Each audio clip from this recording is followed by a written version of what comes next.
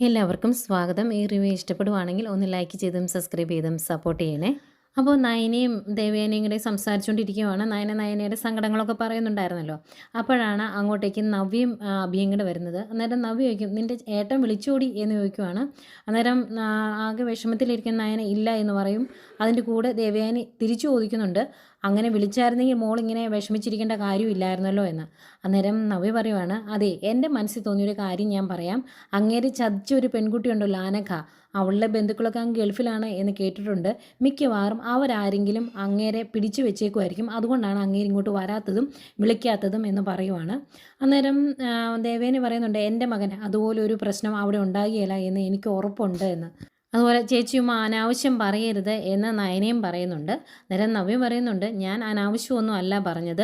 അയാൾ ചെയ്തു വെച്ചത് വെച്ച് അയാൾക്ക് ഇതൊക്കെ സംഭവിക്കണം, അതിനുള്ള യോഗ്യതയൊക്കെ അങ്ങേർക്കുണ്ട് എന്ന് പറയുക കേട്ടോ. അന്നേരം ദേവയാനി പറയുന്നുണ്ട്, അതെ, അറിയാത്ത ഒരുപാട് സത്യങ്ങൾ ഇനിയും കിടപ്പുണ്ട്. ആ സത്യങ്ങളൊക്കെ ഞാൻ അങ്ങ് വിളിച്ചു പറയണോ വേണോ എന്നിങ്ങനെ ചോദിക്കുവാണ് ജലജയോട്. എന്തെങ്കിലും ജലജ നവ്യയോട്, എന്തിനാ മോളെ ഇങ്ങനെ എല്ലാവരും വിഷമിച്ചിരിക്കുന്ന സമയത്ത് ആവശ്യമില്ലാത്ത കാര്യങ്ങളൊക്കെ സംസാരിക്കുന്നത്, അതിൻ്റെ കാര്യമുണ്ടോ എന്ന് ചോദിക്കും. അന്നേരം നവ്യ പറയുന്നുണ്ട്, ഞാൻ ആവശ്യമില്ലാത്ത കാര്യമൊന്നും അല്ല പറഞ്ഞത്, അങ്ങനെ നടക്കാനും സാധ്യതയുണ്ട്. അല്ലെങ്കിൽ എന്താ അയാൾ വിളിക്കാത്തത്? ഇതുവരെ വിളിച്ചില്ലല്ലോ, അല്ലെങ്കിൽ വിളിക്കേണ്ടതല്ലായിരുന്നോ? അപ്പോൾ ഇങ്ങനെ എന്തെങ്കിലും അവിടെ സംഭവിച്ചു കാണുമെന്ന് ഞാൻ പറഞ്ഞതാണ് എന്ന് പറയുക. അത് ആകെ വിഷമാകും നയനയ്ക്ക്. വീണ്ടും ഇത് മനസ്സിലാകുന്ന ദേവയാനി ജലജയോട് പറയുക, നീ ഒന്ന് എഴുന്നേറ്റ് വന്നേ എന്ന്. എന്നിട്ട് ദേവേനെ അടുക്കള ഭാഗത്തേക്ക് പോകും. ജലജയും ആകെ ടെൻഷനോടെ പുറകെ പോകുന്നുണ്ട്. കാരണം അങ്ങനെ ദേവേനെ വിളിച്ചിട്ടുണ്ടെങ്കിൽ പോകുന്ന വഴിക്ക് പണി കൊടുക്കുമെന്ന് അറിയാമല്ലോ, അതുകൊണ്ട് തന്നെ. അന്നേരം അബിക്കും ചെറിയ ടെൻഷനുണ്ട്. അന്നേരം നവ്യ അബിയോട് ചോദിക്കുക, എന്തിനാണ് അവർ വിളിക്കുന്നതേക്ക് നിൻ്റെ അമ്മ അവരുടെ പുറകെ എഴുന്നേറ്റ് പോകുന്നത്, അതിൻ്റെ ആവശ്യമുണ്ടോ എന്ന്. അന്നേരം നയന പറയുന്നുണ്ട്, അതെ, ഇവൻ്റെ അമ്മയുടെ ഏട്ടത്തിയാണ് അമ്മ, അപ്പോൾ വിളിച്ചാൽ പോവുകയും പറയുന്നത് അനുസരിക്കുകയും ഒക്കെ ചെയ്യണമെന്ന് പറയുമ്പം, ഓ, ഒരു ഏട്ടത്തി, ആ രീതിയിലാണല്ലോ അവർ എല്ലാവരെയും കാണുന്നത് എന്നിങ്ങനെ പറയുന്നുണ്ട്. എന്നിട്ട് നയനയോടായിട്ട് പറയുവാണ്, നീ ഈ ഫോണും പിടിച്ചുകൊണ്ട് ഇവിടെ ഇരിക്കത്തേ ഉള്ളൂ, നിന്നെ അയാൾ വിളിക്കുമെന്ന് എനിക്ക് തോന്നുന്നില്ല. നീ കാണിക്കുന്ന ആത്മാർത്ഥതയൊന്നും അയാൾ തിരിച്ച് കാണിക്കുന്നുമില്ല, അത് നിനക്ക് മനസ്സിലാഞ്ഞിട്ടാണ് എന്ന് പറയുമ്പം, അതിന് ഇവനല്ല എൻ്റെ ആദർശേട്ടൻ എന്ന് പറയുമ്പം നവ്യ പറയുന്നുണ്ട്, അതെ, ഇവനല്ല നിൻ്റെ ആദർശേട്ടൻ, ഇവനേക്കാൾ താഴെയാണ് അയാളുടെ സ്വഭാവം, അതുകൊണ്ട് ഞാൻ പറഞ്ഞതേ ഉള്ളൂ എന്ന് പറയുമ്പോഴേക്കും നയന ഇങ്ങനെ ദേഷ്യത്തോടെ അഭി നോക്കുവേ.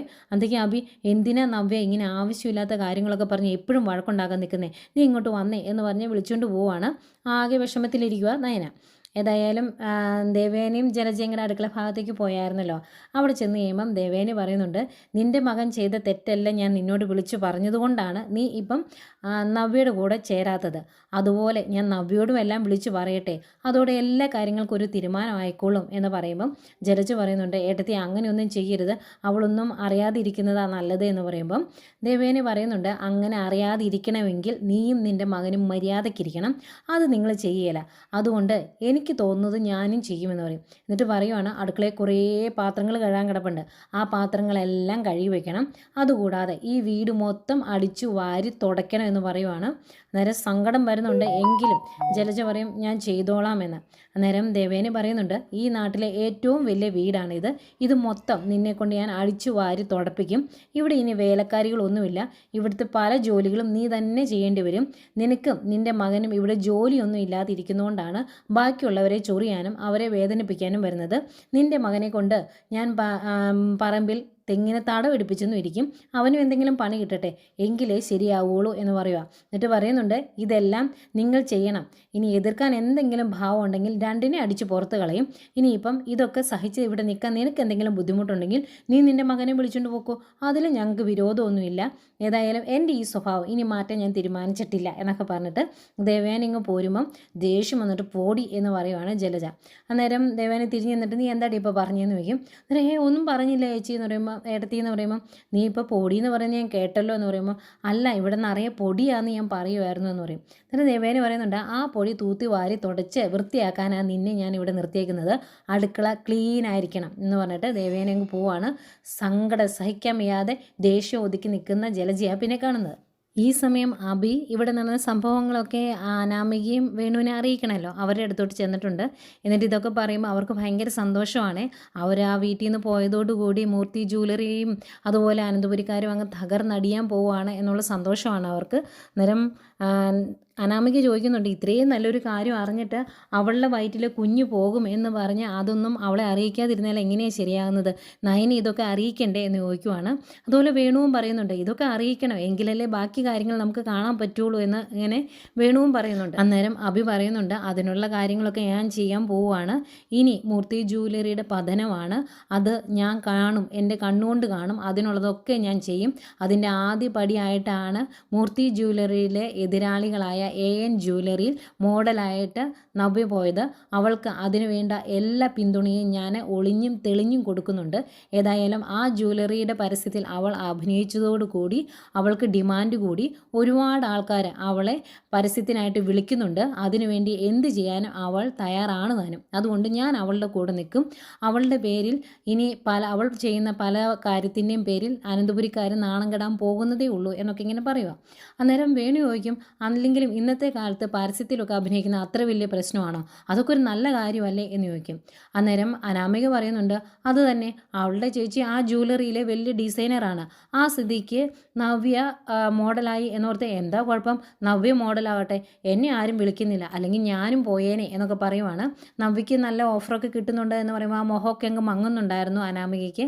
അനാമിക ആരും വിളിക്കാത്തതുകൊണ്ടാണ്, അല്ലെങ്കിൽ അനാമികയും ഈ ഫീൽഡിൽ ഇറങ്ങിയേനെ എന്ന് പറയുന്നുണ്ട് കേട്ടോ. ഏതായാലും അഭിയനെ ഒന്നുകൂടി ഒന്ന് തിളപ്പിച്ച് വിടുന്നുണ്ട് അവർ. എത്രയും പെട്ടെന്ന് ആ കാര്യങ്ങളെല്ലാം വീട്ടിലുള്ള എല്ലാവരും അറിയട്ടെ, എന്നിട്ട് അവർ നെഞ്ചത്തടിച്ച് കരയട്ടെ, അതൊക്കെ നമുക്ക് കാണണ്ടേ എന്ന് ചോദിക്കുമ്പം, നിങ്ങൾ നോക്കിക്കോ, 1-2 മണിക്കൂറിനകം ഈ വിവരങ്ങളെല്ലാം അനന്തപുരിക്കാരറിയും.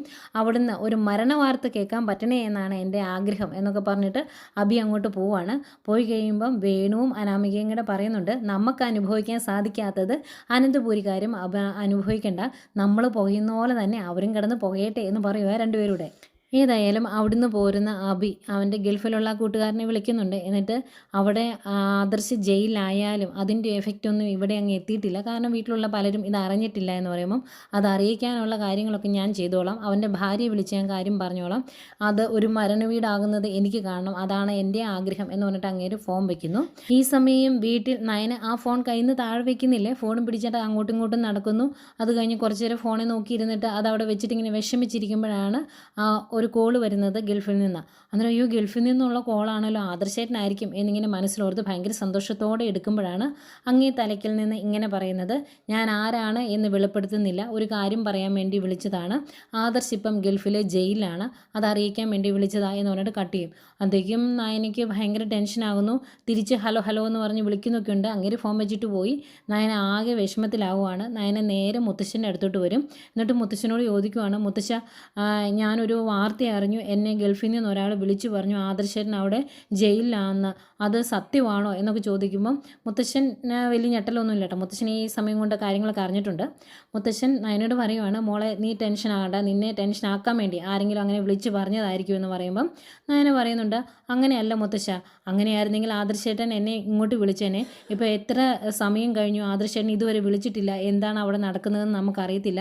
ഇനിയിപ്പം ആദർശേട്ടൻ അവിടെ എന്തെങ്കിലും ആപത്ത് പറ്റുമോയെന്നും അറിയത്തില്ല, അവിടെ എന്താണ് സംഭവിച്ചതെന്ന് എത്രയും പെട്ടെന്ന് അറിയണം മുത്തശ്ശ. അവിടുത്തെ നിയമങ്ങളൊക്കെ ഭയങ്കര ബലമുള്ളതല്ലേ, നമ്മുടെ ഇവിടുത്തെ പോലെ അല്ലല്ലോ, അതുകൊണ്ട് ആദർശേട്ടന് ഇനി എന്തെങ്കിലും സംഭവിക്കുമോ എന്നൊക്കെ ചോദിച്ച് ഇങ്ങനെ വിഷമിക്കുവാണ്.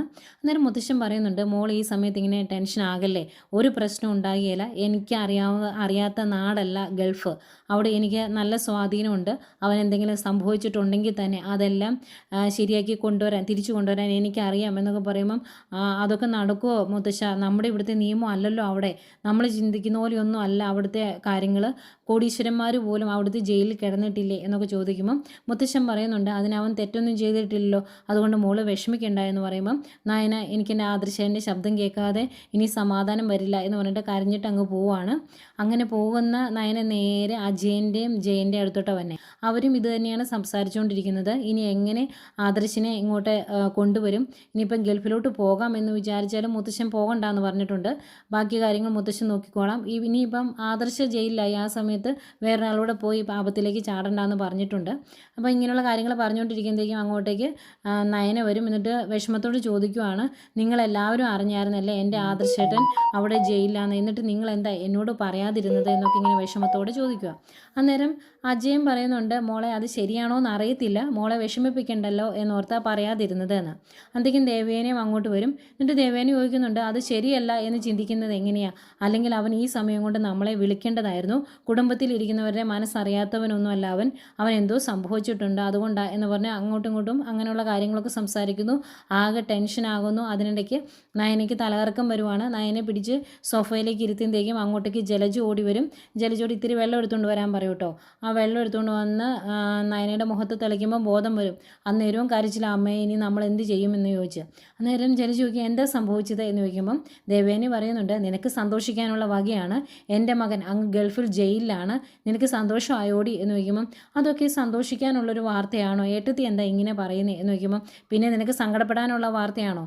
ഇനി ഒരു കാര്യം ഞാൻ പറഞ്ഞേക്കാം, ഇനി എൻ്റെ മകൻ ജയിലിലായതിൻ്റെ പേരിൽ നിൻ്റെ മുഖത്ത് ഒരു ചിരിയാങ്ങാനും വന്നിട്ടുണ്ടെങ്കിൽ പിന്നെ കരയാൻ പോകുന്നത് നീ ആയിരിക്കും എന്നൊക്കെ പറയുമ്പം ഏട്ടത്തി എന്തിനാ എന്നെ ഇങ്ങനെ വഴക്ക് പറയുന്നത്, ഞാൻ എന്തെങ്കിലും ചെയ്തിട്ടാണോ ആദർശ് അവിടെ ജയിലിലായത് എന്നൊക്കെ ചോദിക്കുന്നു. അത് കഴിഞ്ഞ് ദേവയാനി നയനെ ആശ്വസിപ്പിക്കുന്നൊക്കെ ഉണ്ട്. ഏതായാലും ഇവിടുന്ന് അടുക്കളയിലേക്ക് പോരുന്ന ജലജയ്ക്ക് ഭയങ്കര സന്തോഷമാണ്. ജലജ ഫോൺ എടുത്ത് അഭയെ വിളിക്കുവാണ്. എന്നിട്ട് പറയുക, എടാ ഇവിടെയുള്ള എല്ലാവരും എല്ലാം അറിഞ്ഞടാ, ഇവിടെ നെഞ്ചത്തടിയും കരച്ചിലും ബഹളവും ഒക്കെ തുടങ്ങിയിട്ടുണ്ട് എന്ന് പറയുമ്പം അതിനുള്ളതൊക്കെ ഞാൻ ചെയ്തു വെച്ചിട്ടുണ്ടായിരുന്നു അമ്മേ, ഞാൻ പറഞ്ഞിട്ടാണ് ഇപ്പം ഈ വിവരങ്ങളെല്ലാം അവിടെയുള്ളവർ അറിഞ്ഞത്. അമ്മ ഫോൺ വെച്ചു, ഞാനങ്ങോട്ട് വരുക എന്ന് പറയുമ്പം പോരെ ഇങ്ങോട്ട്, ഏതായാലും ഇവിടെ വന്നു കഴിഞ്ഞാൽ നല്ല കാഴ്ചയാണ് എന്നൊക്കെ പറയുന്നുണ്ട്. അങ്ങനെ ഭയങ്കര സന്തോഷത്തോടെ നിൽക്കുന്ന ജലജയെ കാണിച്ചുകൊണ്ടാണ് ഇന്നത്തെ എപ്പിസോഡ് അവസാനിക്കുന്നത്.